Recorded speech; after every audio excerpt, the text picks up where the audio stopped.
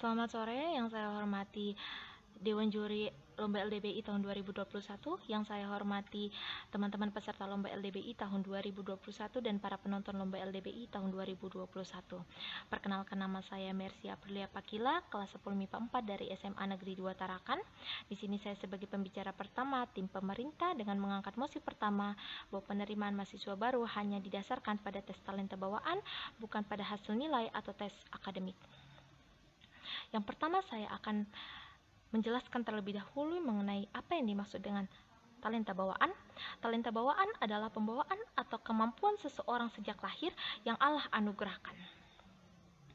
Saya sangat setuju dengan mosi ini, karena saat kita melihat ke dalam lingkungan masyarakat, kita melihat bahwa orang tua banyak yang memaksakan anaknya untuk masuk ke dalam jurusan yang orang tuanya inginkan dan bukan anaknya inginkan.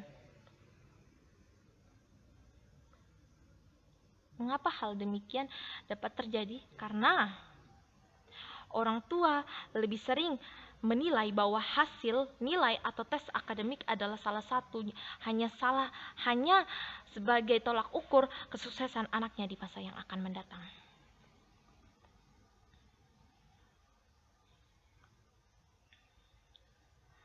Terkadang talenta itu tidak dijadikan tolak ukur sebagai suatu tolak ukur kesuksesan anaknya di masa yang akan mendatang. Anaknya saat masuk ke dalam jurusan yang tidak diinginkan karena hasil dari paksaan orang tuanya, akan melakukan kegiatan kuliahnya, tugas kuliahnya sebagai seorang mahasiswa di bawah bayang-bayang paksaan dan pasti tidak akan menghasilkan hasil yang baik. Karena hasil dari suatu paksaan tidak pernah baik. Beda jika seseorang anak melakukan suatu kegiatan belajar, kegiatan kuliahnya nanti sesuai dengan kemampuannya, sesuai dengan bakat dan talenta yang dia miliki.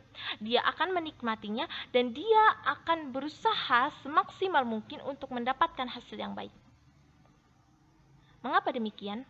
Karena dia merasa bahwa talentanya itu bisa untuk dia kembangkan, dan pada saat talentanya berhasil dia asah, dia berani menunjukkannya kepada orang lain.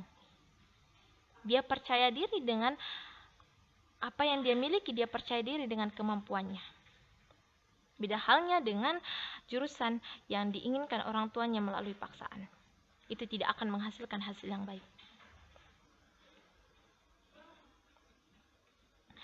Banyak dampak yang akan terjadi jika orang tua memaksakan jurusan kepada anaknya, memaksakan anaknya untuk masuk ke dalam jurusan yang diinginkan orang tuanya. Yang pertama, anak tersebut tidak akan menikmati kegiatan belajarnya sebagai seorang mahasiswa ataupun mahasiswi.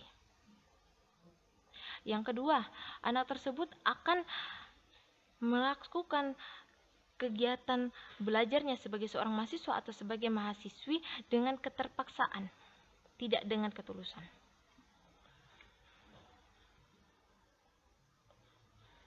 Dan hasilnya tidak akan baik.